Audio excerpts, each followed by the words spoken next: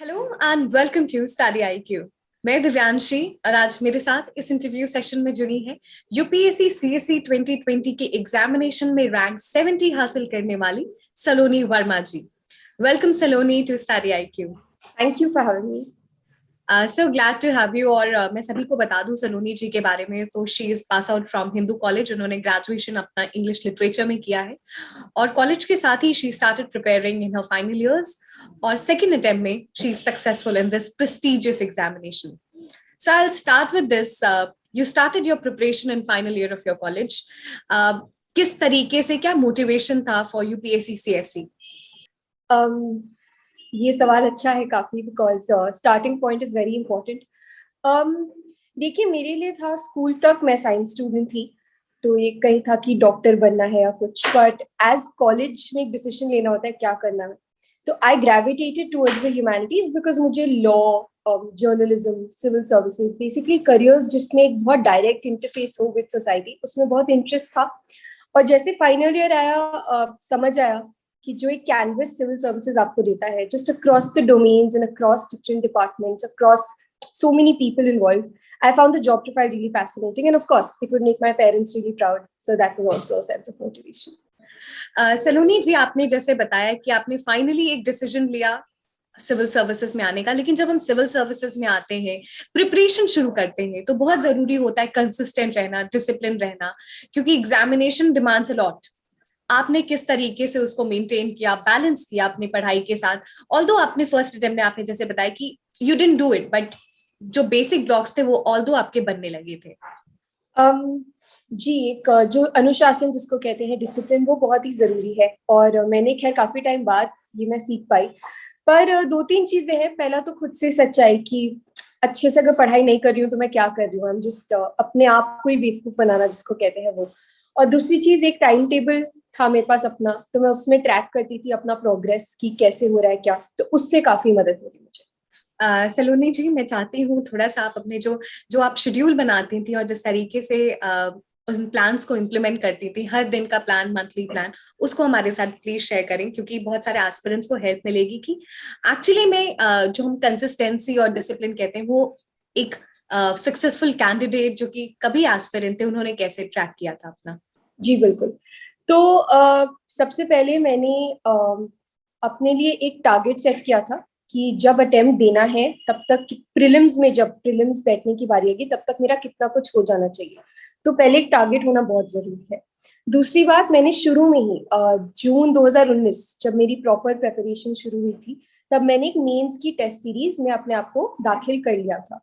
अब होता क्या है, वो टेस्ट सीरीज हर 10 दिन में एक टेस्ट होता है, तो वो मेरा होता था इमीडिएट गोल कि ठीक है, 10 तारीख को पहला टेस्ट है पॉलिटी का, तो 1 से लेकर 9 तारीख तक मेरे को पॉलिटी पढ़नी है।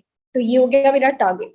अब मैं अपना जो एक माइक्रोसॉफ्ट एक्सेल करके उसमें बनाती थी अपना टाइम टेबल, तो 10 तारीख को मैंने लिख लिया टेस्ट है, 1 से 9 लिख लिया पॉलिटी पॉलिटी पॉलिटी जो भी। और जो होता है ना दिन में कितने घंटे, ये वो टॉपिक्स पे डिपेंड करता था। फॉर एग्जाम्पल, अगर 10 तारीख को सिर्फ पार्लियामेंट का टेस्ट है, तो 1 से 9 तारीख तक जितने भी टाइम लगेगा उसको कवर करने में उतना। और अगर जैसे किसी दिन नहीं हो पाया मेरा वो टारगेट कवर, तो मैं उस टाइम टेबल में लिखती थी कि अच्छा आज मैं नहीं पढ़ पाई, उसकी वजह क्या थी। तो उससे एक फ्यूचर में भी एक आइडिया लग जाता था कि अच्छा कब मैं नहीं पढ़ पाती हूँ तो उसको रेक्टिफाई कैसे किया जाए, उसमें बेटर कैसे किया जाए। तो ये था मेरा। अगर हम स्टार्टिंग से लेकर के एंड तक की जो पूरी आपकी स्ट्रैटेजी आपने लिए अपने लिए बनाई, किस तरीके से आपने शुरुआत की और उसको आगे ले चली एक प्रॉपर डायरेक्शन में?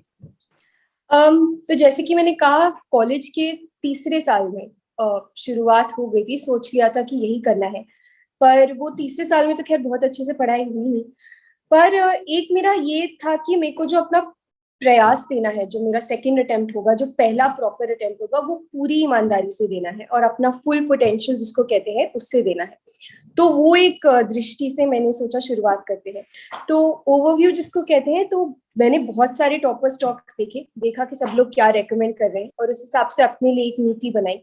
तो GS1 से अगर मैं शुरुआत करूं, तो जैसे मॉडर्न हिस्ट्री के लिए स्पेक्ट्रम एंड एंशिएंट हिस्ट्री के लिए NCERT, ज्योग्राफी के लिए एक वेबसाइट थी pmfis.com वो, और सोसाइटी के लिए कोई भी current affairs material, GS2 Laxmikanth IR newspaper, GS3 में जो छोटे छोटे टॉपिक्स हैं, इकोनॉमी, एग्रीकल्चर वगैरह वगैरह, उसमें वैल्यू एडेड मटेरियल आता है विजन का, वो यूज किया था।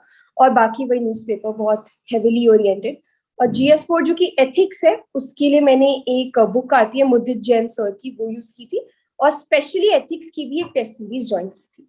ऐसे तो प्रैक्टिस है, खैर उसमें कुछ अलग से सच किया नहीं, क्योंकि मैं एक इंग्लिश लिटरेचर ग्रेजुएट भी हूँ, तो मेरे को ऐसे थोड़ा कंफर्टेबल लगता था। और ओवरऑल ये बहुत सारी मेंस टेस्ट सीरीज भी प्रैक्टिस की। सलोनी जी, मैं आपसे जानना चाहती हूँ, क्योंकि जो बेसिक बुक्स तो हम पढ़ते हैं और बहुत जरूरी भी है, लेकिन जब एग्जामिनेशन पैटर्न देखते हैं तो it's not just about what you study, it's more about आप कितना एनालाइज करते हैं और कितने डेप्थ में पढ़ते हैं। एक जो फर्स्ट टाइमर एस्पिरेंट है, उनको एग्जामिनेशन की डिमांड किस तरीके से समझनी चाहिए और कैसे क्वेश्चंस आते हैं, इस सबको एनालाइज करना चाहिए। देखिए, मैं अपनी बात कर सकती हूँ, मैंने कैसे किया था। आई होप इससे किसी को शायद कोई दृष्टि मिले। तो मैंने शुरुआत में ही सारे जो पिछले साल के पेपर्स है वो निकाल लिए थे यूपीएससी की वेबसाइट से। अब उससे क्या था कि मेरे पास एक पूरा सिलेबस भी था, पेपर भी था, तो समझ आ गया अच्छा अगर सिलेबस में एग्रीकल्चर लिखा है तो उसके वो सवाल कैसे पूछते हैं। और इसमें भी दो डिस्टिंक्शन है, प्रीलिम्स में अलग टाइप के सवाल होते हैं और मेंस में अलग टाइप के सवाल होते हैं। तो मुझे लगता है कि मतलब उसमें टाइम देना बहुत जरूरी है। काफी लोग तैयारी में बस कूदना चाहते हैं, मुझे लगता है एग्जाम को समझने में ज्यादा टाइम देना चाहिए। तो वो किया पहले, प्रीवियस ईयर पेपर्स।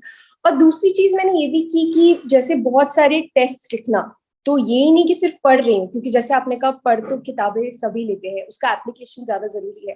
तो मैंने प्रीलिम्स के बहुत टेस्ट लिखे, अराउंड 80 to 90 टेस्ट आराम से लिखे होंगे। और मेंस के भी काफी लिखे थे। तो प्रैक्टिस और प्रीवियस ईयर पेपर्स का देखना। प्रीवियस ईयर पेपर एनालिसिस बहुत जरूरी है, आपने भी ये मेंशन किया, बट ये कौन से स्टेज में होना चाहिए? क्योंकि जो अभी न्यू एस्पिरेंट्स हैं वो बस एस्पायर करते हैं इस एग्जामिनेशन के लिए, उनमें एक रेजिस्टेंस सा होता है कि अगर वो एनालाइज कर लिए, वो देख लिए, और अगर नहीं आया तो ऑलरेडी वो कॉन्फिडेंस बहुत लो आ जाएगा। ये सारे मिथ्स अटैच रहते हैं। तो आपके हिसाब से उन्हें कौन से स्टेज पे पेपर्स एनालाइज करने चाहिए? जी, मेरा तो सच्चा ओपिनियन ये है कि शुरू में ही आपको कम से कम एक नजर तो डालनी चाहिए पेपर पे। क्योंकि मैं एक दो स्टूडेंट से बात कर रही थी, और वो मतलब फॉर एग्जांपल, जैसे अगर पॉलिटी पढ़नी है तो पॉलिटी कैसे पढ़नी है वो समझने के लिए भी एक थोड़ा तो आइडिया होना चाहिए पेपर कैसा आएगा। हाँ, डेफिनेटली शुरू में आपको एकदम समझ भी नहीं आएगा, थोड़ा डर भी लगता है कि कैसे है, कितना मुश्किल है ये वो। पर मुझे लगता है क्योंकि एग्जाम इतनी मुश्किल है और इतना कंपटीशन है, तो शुरू में ही डर जाना शायद थोड़ा बेटर है, क्योंकि बाद में पता चला हम गलत तरीके से ही पढ़ रहे हैं, एग्जाम की डिमांड के हिसाब से नहीं पढ़ रहे हैं। तो मुझे लगता है शुरू में जितना जल्दी हो सके, और फिर कंसिस्टेंटली देखते रहना चाहिए कि अच्छा मैंने वर्ल्ड हिस्ट्री पढ़ ली, एक बार फिर से उठाते हैं पेपर, क्या मैं अपना नॉलेज अप्लाई कर पा रही हूँ, क्या ये रेलिवेंट है। तो मेरे हिसाब से ये ठीक रहेगा। जब हम आंसर राइटिंग की बात करते हैं तो आप कैसे आंसर्स लिखते थे? कौन से स्टेज में आपने शुरू किया? हर दिन एक आंसर लिखते थे या फिर फुल लेंथ मॉक टेस्ट देते थे? जी, ये काफी कंफ्यूजन होता है कि कब करें, कैसे करें। तो मुझे लगता है ये डिपेंड करता है आपके स्ट्रेंथ और आपकी वीकनेस पे। अब मैं अपनी बात जैसे करती हूँ, तो मुझे पता था क्योंकि मैं एक ह्यूमैनिटीज ग्रेजुएट हूँ, तो जैसे जो कहते हैं ना स्ट्रक्चरिंग या फिर फ्लो जिसको कहते हैं हम लोग, मुझे लगा था वो मुझसे हो जाएगा। मेरी प्रॉब्लम होगी कंटेंट और पेपर को समय पे खत्म करना। तो इसलिए मैंने डेली आंसर राइटिंग नहीं की थी। बट ये डिपेंड करता है आपके अपने एनालिसिस पे कि आप कहाँ स्टैंड करते हैं इस आंसर राइटिंग के मुद्दे पे। और मैंने जैसे पहले बताया कि मैंने एक मेंस की टेस्ट सीरीज ज्वाइन की थी एकदम शुरू में। तो मैंने आंसर राइटिंग तो खैर काफी पहले शुरू कर ही दी थी, मतलब जैसे पढ़ाई होती थी हर 10-12 दिन में एक सेक्शनल टेस्ट जरूर दिखती थी, और फिर एक फुल लेंथ टेस्ट। तो ऐसे धीरे धीरे करके ऑब्वियसली प्रीलिम्स के बाद टेस्ट ज्यादा बढ़ गए थे। न्यूज़पेपर का रोल बहुत ही इंपॉर्टेंट है इस पूरे एग्जामिनेशन में। न्यूज़पेपर को एक्चुअली कैसे पढ़ना है, ये उससे भी ज्यादा इम्पोर्टेंट, अगर उस पर आप थोड़ी सी लाइट डाल सके। देखिए, इसलिए मुझे लगता है कि जो सिलेबस है वो सबसे ज्यादा इम्पोर्टेंट है। अगर आप सिलेबस पढ़ लेंगे और एक बार अगर आप प्रीवियस ईयर पेपर्स देख लेंगे, तो आपको एक अंदेशा लग जाएगा कि न्यूज़पेपर को भी कैसे अप्रोच करना है। तो जब वो देखते हो, मेरे को सबसे पहले एडवाइस तो यही दूंगी कि न्यूज़पेपर पढ़ने का जो सही तरीका है वो सिलेबस और प्रीवियस ईयर पेपर्स के एक एनालिसिस के बाद पता लगेगा। और अपनी बात करूं तो मैं एक अखबार पढ़ती थी प्रीलिम्स तक, इनफैक्ट मेंस तक भी, द हिंदू। और इंटरव्यू के लिए 3 अखबार, खैर वो बहुत बाद की बात है। और इसमें मैंने थोड़ा एक अलग किया था इन द सेंस कि मैं जैसे रोज न्यूज़पेपर पढ़ती थी, लेकिन मान लीजिए शाम के 7 बजे मैंने न्यूज़पेपर पढ़ने के लिए अपने लिए टाइम दे रखा है, तो पहले मैं करंट अफेयर्स की वेबसाइट खोलती थी, कोई भी जो डेली करंट अफेयर्स देते हैं, पहले मैं वो देखती थी, उससे अपने नोट्स बना लेती थी और फिर अखबार खोलती थी। इससे मतलब जो आर्टिकल्स वो वेबसाइट ने कवर कर लिए हैं, मैं उनको उस अखबार में नहीं पढ़ती थी, और जो बच गए, जो वो वेबसाइट ने स्किप कर दिए हैं, मैं उन्हीं को पढ़ती थी। तो इससे थोड़ा वक्त बचता था मेरा अखबार पढ़ने में, क्योंकि मुझे थोड़ा टाइम कंज्यूमिंग लगता था। तो बस।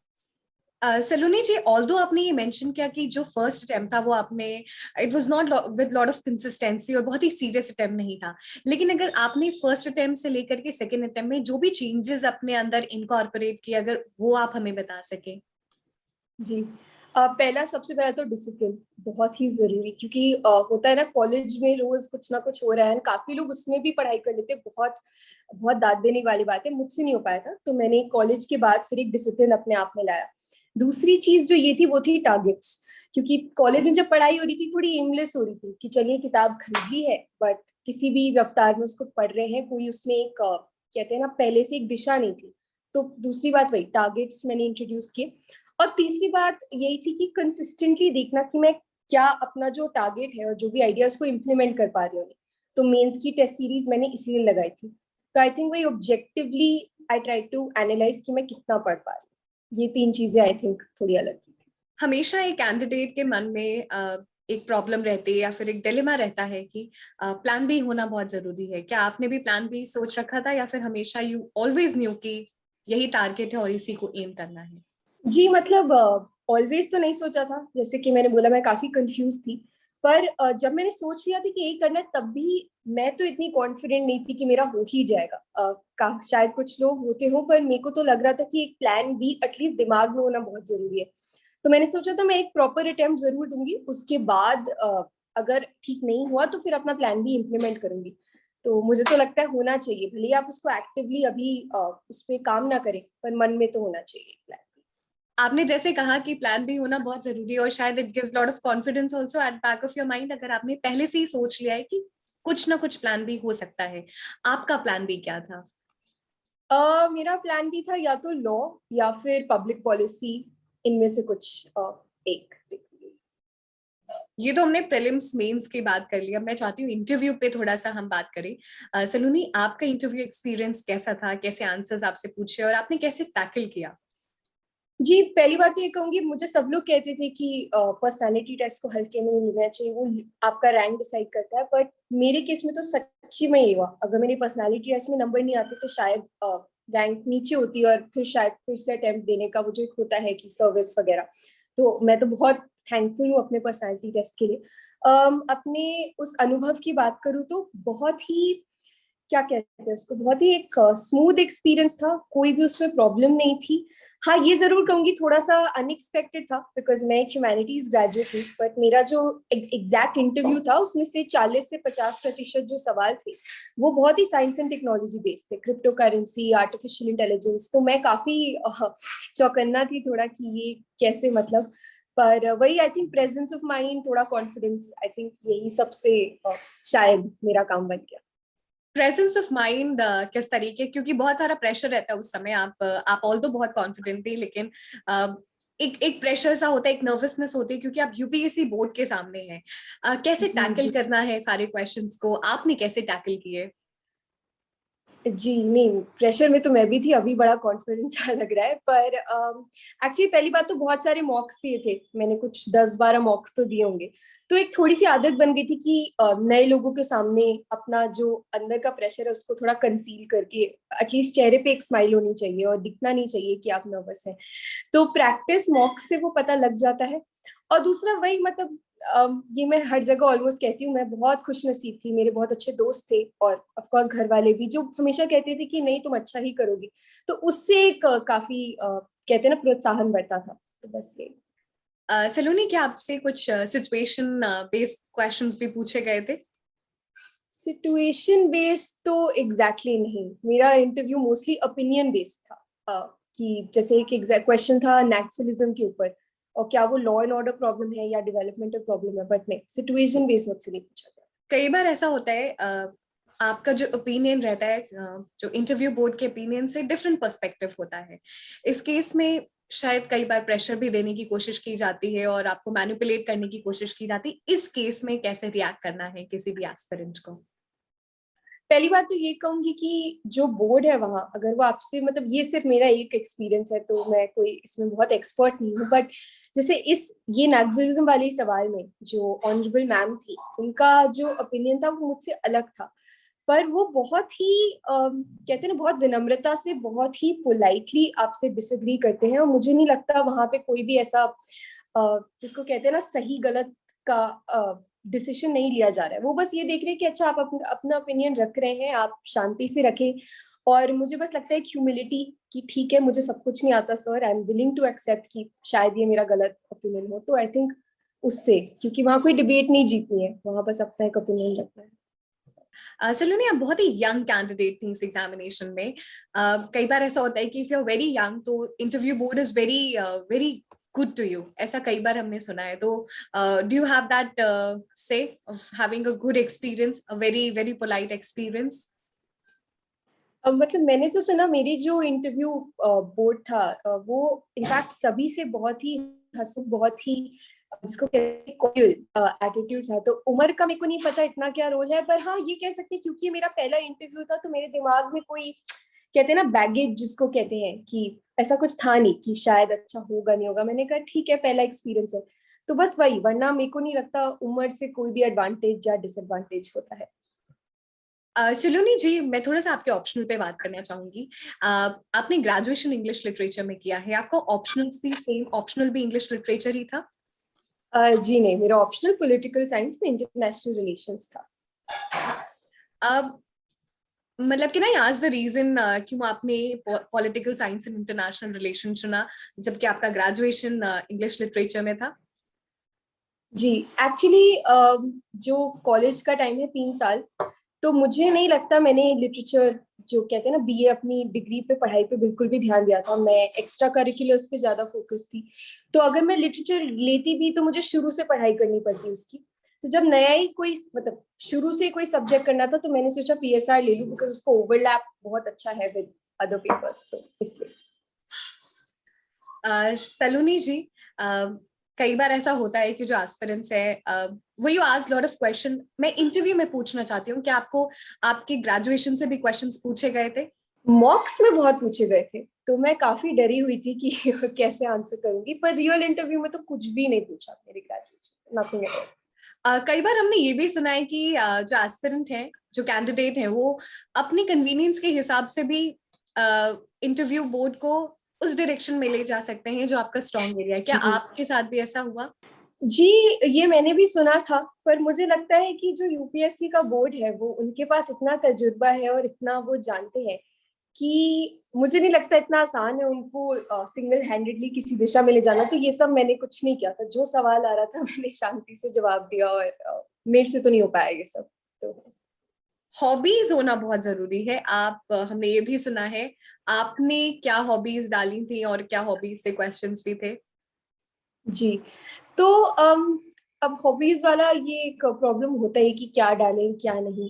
तो उसमें एक्चुअली हॉबीज स्लैश इंटरेस्ट लिखा होता है। तो क्योंकि मेरा इंटरेस्ट एजुकेशन पॉलिसी में बहुत है, तो मैंने एजुकेशन पॉलिसी इन इंडिया वो एक इंटरेस्ट डाला था, और हॉबी के नाम पे sudoku. That's pretty much. Saloni, we have talked about your prelims, mains, and interview strategy. Have you referred to how study IQ has been part of your journey? तो खैर मैंने कोचिंग फॉर्मली कहीं से भी नहीं ली थी, तो जो भी पढ़ाई होती थी वो मोस्टली ऑनलाइन सोर्सेज पे बेस्ड होती थी। तो जब भी कोई टॉपिक में डाउट होता था, तो आपका जो यूट्यूब चैनल था उस पर काफी टॉपिक्स के मैंने वीडियोस डेफिनेटली देखेंगे, specially current affairs related. So thank you for that contribution. We are very glad कि हम आपकी सक्सेस में कंट्रीब्यूट कर सके। आपने कहीं से भी कोचिंग नहीं ली थी। कई बार ऐसा डिलेमा रहता है कि कोचिंग बहुत जरूरी है, वो आपको एक प्रॉपर प्लान बना के दे सकते हैं, आपको हेल्प कर सकते हैं कैसे प्लान बनाना है। आपने कैसे प्लान बनाया था इंटायरली पूरे साल का? कोचिंग पे मैं एक बात जरूर कहना चाहूंगी कि मैंने नहीं ली, पर कोचिंग लेना ना लेना पहली बात बहुत ही व्यक्तिगत फैसला होता है, और दूसरी बात एम ये है एग्जाम क्लियर करना। आपको अगर लगता है आपको कोचिंग की जरूरत है, आप जरूर लें, क्योंकि मैं देख रही हूँ आजकल एक ग्लोरिफिकेशन भी हो रहा है कि विदाउट कोचिंग, मतलब ठीक है, मुझे लगता है काफी वजहें थी जिसकी वजह से मैं ना लेना अफोर्ड कर सकती थी, मैं खुद से पढ़ पाई। पर अगर आपको चाहिए एक जैसे कहते हैं असिस्टेंस, तो आप जरूर लें, ये मेरा एडवाइस रहेगा। और क्या प्लान की बात रहे तो देखिए, मैंने जैसे बोला कि एक मेंस टेस्ट सीरीज ज्वाइन की थी, वो मेरा मेन प्लान था। हर 10-12 दिन में एक नए टॉपिक पे टेस्ट होता था, तो उससे एक दिशा मिलती थी। और उसके अलावा जो चीज कोचिंग आपको देता है, एक गाइडेंस, तो मैं बहुत खुशकिस्मत थी, मेरे कुछ सीनियर्स थे, घर पे लोग थे जो मेरे को वो एक कहते हैं ना दिशा दे पा रहे थे, तो इसलिए भी शायद कोचिंग के बिना मेरा काम चल पाया था। सलोनी जी, आप फाइनल में कुछ टिप्स सजेशन आप सभी को देना चाहेंगी जो यूपीएससी की तैयारी कर रहे हैं, पहले अटेम्प्ट में है? um, देखिए, यूट्यूब पे बहुत वीडियोस हैं, स्ट्रैटेजी, टिप्स, ट्रिक्स, तो वो पढ़ाई की बातें तो खैर मुझसे बहुत बेहतर बहुत लोग बता पाएंगे। पर मैं बस यही कहूंगी कि डिसिप्लिन बहुत जरूरी है, कंसिस्टेंसी बहुत जरूरी है। There is no substitute to discipline and consistency. और दूसरा ये चीज कि मेरे को लगता है कि सबसे बड़ा जो एक समस्या होती है इस एग्जाम की तैयारी में, वो होती है मेंटली। एक मुझे तो थोड़ा अकेलापन भी लगता था, और वही एक वजह होती थी जब मैं नहीं पढ़ पाती थी, कि अकेलापन और एक मायूसी जिसको कहते हैं। तो मैं यही कहूंगी, अपने दोस्त, अपने परिवार, उनसे हमेशा कांटेक्ट में रहें, किसी को आइसोलेट करने की जरूरत नहीं है, और अपना ख्याल रखें। That's pretty much it. Thank you so much Saloni ji for joining us. बहुत सारे इंपॉर्टेंट पॉइंट्स पे आपने डिस्कशन किया, और ये इतने इंपॉर्टेंट पॉइंट्स हैं शायद हम डिस्कस नहीं करते बहुत बार, लेकिन बहुत जरूरी होता है पूरी प्रिपरेशन में उसको इंक्लूड करना। Thank you so much and we wish you good health. धन्यवाद, मेरे को having, thank you for having me.